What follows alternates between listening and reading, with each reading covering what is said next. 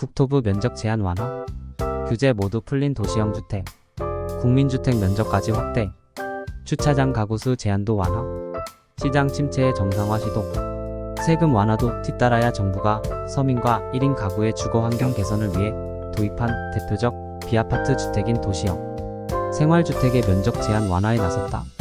앞서 주차장과 방 개수, 가구수 제한 등을 대 이어 면적까지 넓혀 사실상 아파트에 버금가는 환경을 갖출 수 있게 됐다는 평가가 나온다.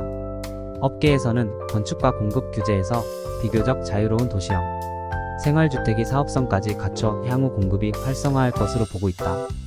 면적 제한 85로 완화. 11일 업계에 따르면 국토교통부는 도시형 생활주택의 면적 제한을 기존 62에서 85로 완화하는 내용의 주택법 시행령 개정안을 입법 예고했다. 지난 8월 발표한 88 공급 대책의 후속 조치다.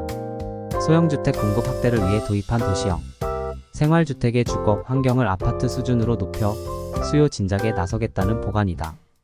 국토부는 실거주 수요가 많아 국민평형으로 불리는 전용면적 84이 도시형 생활주택이 공급되면 수요가 크게 늘어날 것으로 보고 있다.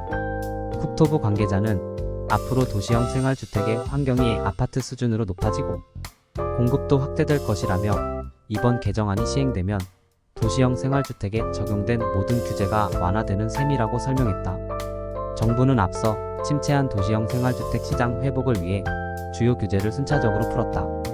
전용 30이 미만이면 방을 따로 둘 수 없게 한 방. 개수 제한 규제를 완화해 전체 가구의 절반은 침실을 2개 이상 설치할 수 있게 했다. 주차 면적 역시 공유차 1대를 일반 주차 3.5대로 인정하는 특례를 적용했다. 그간 소형주택의 가구당 주차 대수는 0.6대 이상, 30이 미만이면 0.5대 이상으로 규정했다. 30이 이하 소형 가구 주택을 사실상 강제하던 규정이 완화된 것이다.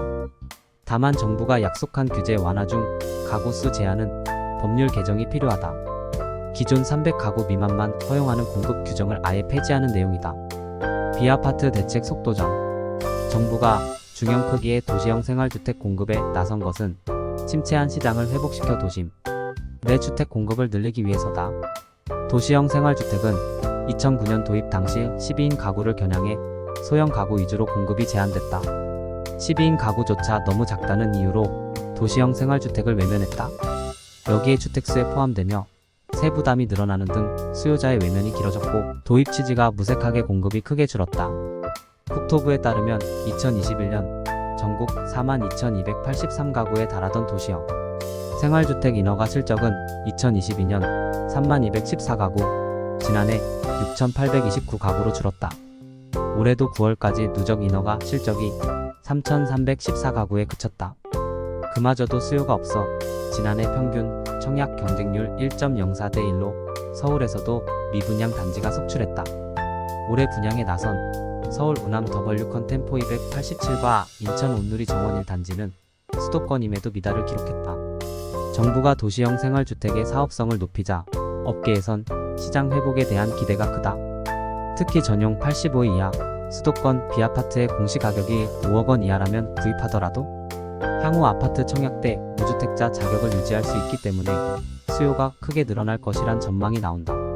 일각에선 전용 62 이하에만 제공되는 도시형 생활주택의 원시취득세 감면과 주택수 제외 등의 조치가 넓어진 크기에 맞춰 확대돼야 한다는 주장도 있다. 개발업계 관계자는 시장이 정상화하기 위해선 주택수 제외 조치가 내년 전용 84로 완화될 필요가 있다며 면적이 커진 만큼 세제 지원도 이에 맞춰 대상을 넓혀줘야 확실한 정책 효과가 나타날 것이라고 말했다.